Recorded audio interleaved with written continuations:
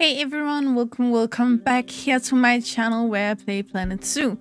This was technically the last habitat I built in here, but I think I'm gonna put it out here before the last one I built, because I had a few issues with that, so that will go up later this week. And this Wednesday, you're gonna get this with the African Savanna elephant.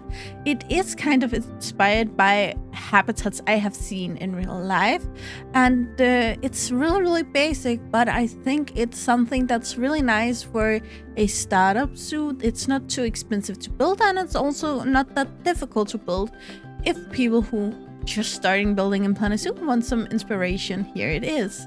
So if you want to learn more about the African elephant here, or simply see how I built this habitat, then please keep watching. Okay guys, and I just mentioned that the other speed build will go up later this week, but it will not be Saturday. It will be before that, so it will be either Thursday or Friday. Again, I haven't decided yet, but the thing is that I think we need a live stream in here. Just walk through the zoo, just look at the habitats as we usually do. I do enjoy making those as a live stream the most, and it will be live Saturday at the same time that I would put out the video.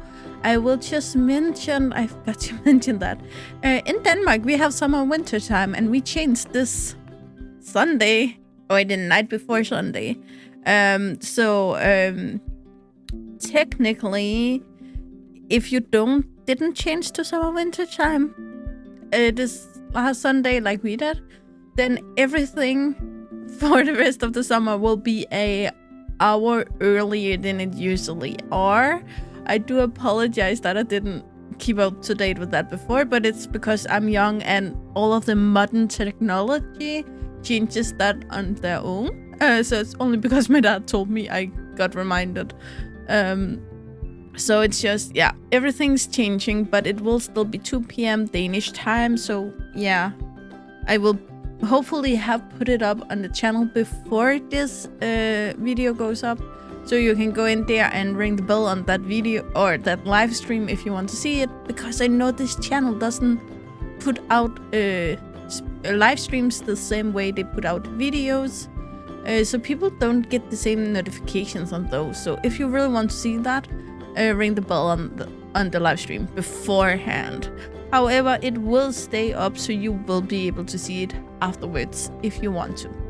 And I just mentioned, because I forgot to mention that in the earlier videos, I do not make mud videos this week, and that's basically because one, the mudders are taking a break. I know there's a mud out there I haven't made a video for, but at this point the mudders taking a break because they don't want to put out muds and then have to update them in a week.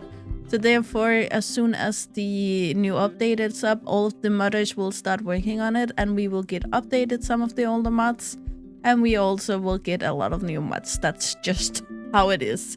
So we are taking a bit of a modding break, and again, if you want to be really safe, remove all of your mods before the new update, download the mod update, download the DLC if you want that, and then you can test out your mods if they still work. You can also follow some of the modders on Instagram.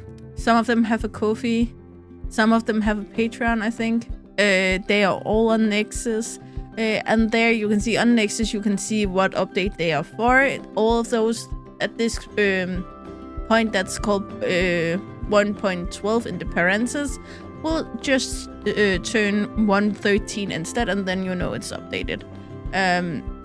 If you don't want to test all of them much yourself, that is an easier way of doing so. But again, you do how you want to do it. It's just, if you want to be really safe, remove your mods. That's also why I will not be recording or live or anything this Monday, because I will just clean out all of my mods. That's what I'm gonna use today for, because I have a lot of them. Yeah. And of course, make sure when you remove them, in your OVL data folder, do not remove anything that the game needs. The game needs the game main, they need the content 0 to 8 something, and they need the anniversary, and they need a few things in there. So to only delete the mods to make sure that you don't break your game. We don't want that at all. Anyway, speaking about mods, I do not think I'm using any today. It is possible that I am with some of the plants or the roof. I'm not completely sure about the roof I'm gonna put on the building. But besides that, no mods. And here it is this African Savanna elephant from the game as Frontier made it. There is quite a few modded elephants out there. I'm not sure if there's a remaster. There probably is.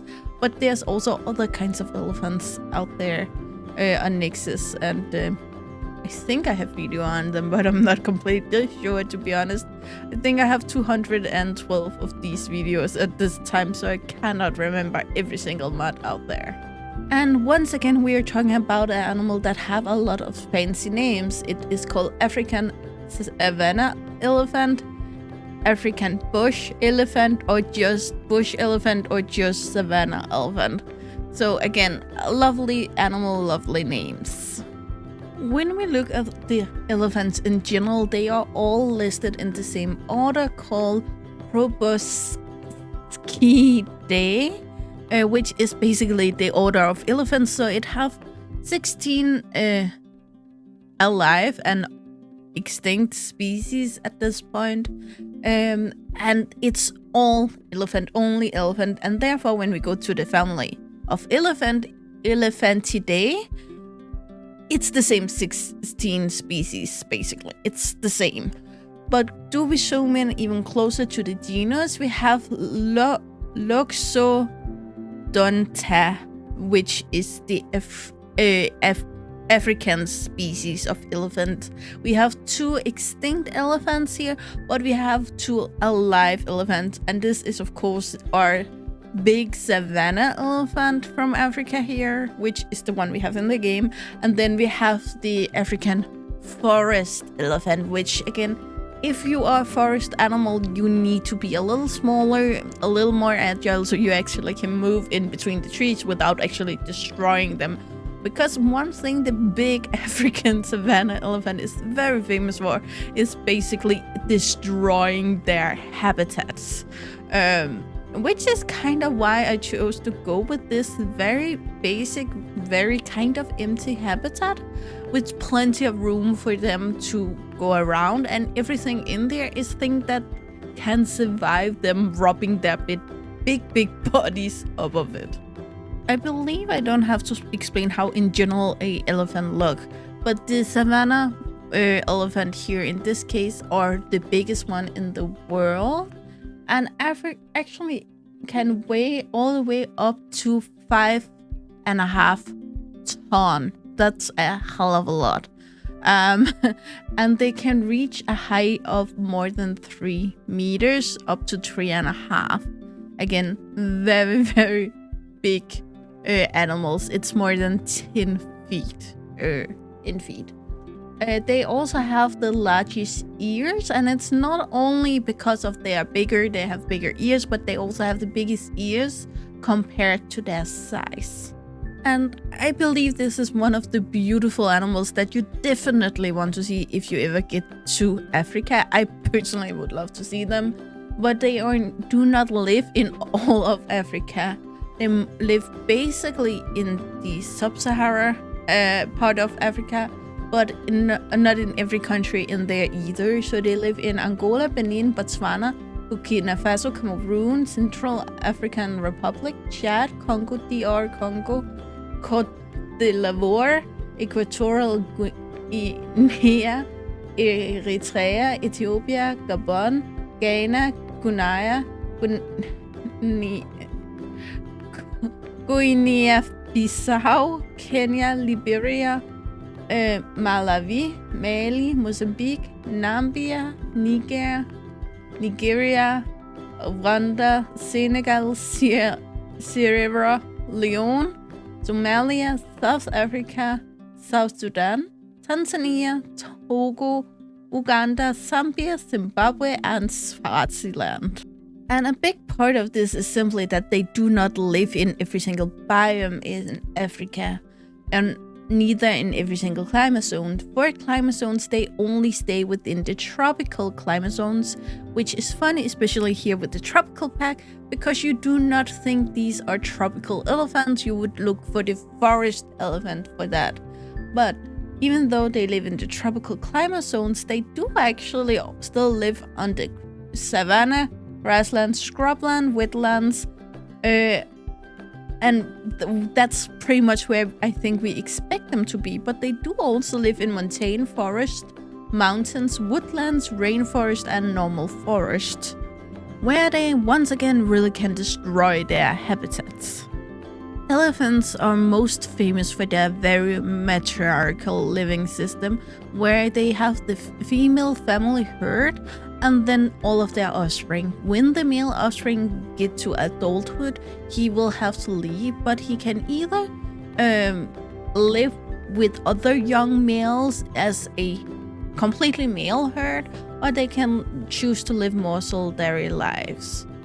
No matter which one he chooses, it is always in his best interest either to stay close to his own family unit or another female family unit, because when the females comes calling, you want to be ready for that. Whenever we talk about elephant, poachers always come up, and that's for once because of their beautiful tusks that are really sought after on the black market, mainly in Asia and the US. However, even though it would probably be easier to transport tusk from Asia to Asia, it still makes more sense to hunt the African elephant, where both males and female have tusk. Yes, the males are bigger, but you can get a lot more of them by taking elephants where both genders have tusk, compared to if you go to Asia, where only a small amount of them have tusk. Again, there are more female elephants often than males because they have the safety of the herd. And poaching can also affect the elephant in a more indirect way, because when poachers hunt all of the other food sources in the area, people locally living there that need to feed will also go for the elephant, because there's a lot of meat on them, even though, as I understand, it's not the best. But when it is a question of surviving, you can eat most things. We have also talked about how elephants ruin everything around them, and this both comes to show when they accidentally go into a city, because this city wasn't here last year, so why can I suddenly not get through here? That's an issue for the elephant. But also the fact that even if it's not a city they get into, it's a field, then that field will be completely destroyed. So people in these areas may like to look at the elephants, but they do not like them coming too close. Luckily, even looking at all of this, elephants is kind of hard to kill, and therefore they are still growing strong.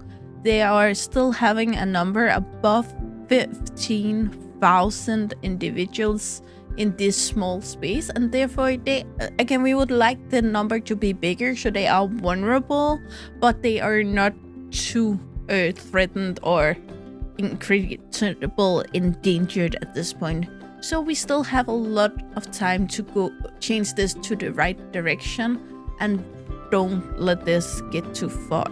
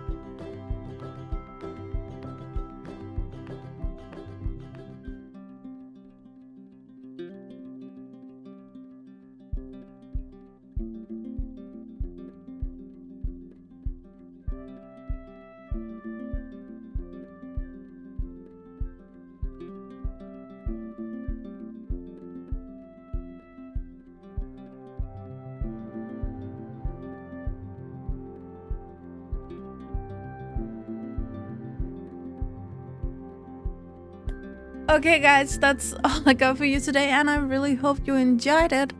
As always, guys, you know the drill. Like, subscribe, and turn on the bell notification so you know the next time I upload a video.